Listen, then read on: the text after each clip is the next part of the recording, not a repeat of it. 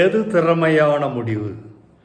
எவை திறமையான முடிவுகள் என்றால், அதிகபட்ச வருத்தங்களை குறைப்பதும் நல்ல முறையில் பொருளாதாரத்தை வழிநடத்துவதும் சிறந்த முடிவாக பார்க்கப்படுகிறது. டிக் போல்ட் என்ற லேமேன் கம்பெனியில் வேலை செய்த நீண்டகால மேலாண்மையில் பணியாற்றியவர். அவரின் முடிவு 1990 புரட்டி போட்டது உலகத்தை. அந்த நிதி மேலாண்மை மேம்படுத்தப்பட்டது. அது எங்கேயோ கொண்டு சென்றது.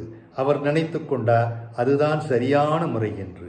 எதுவுமே நிச்சயமான சரியான முடிவாக இருக்க முடியாது என்பதற்கு 2007 அதே போன்ற முடிவு எப்படி குழியில் தள்ளியது, அதனுடைய சீற்றம் பொருளாதாரத்தை எப்படி சாடியது, முன்கூட்டியே இவைகளையெல்லாம் அறிவிப்பது எவ்வளவு தவறு என்று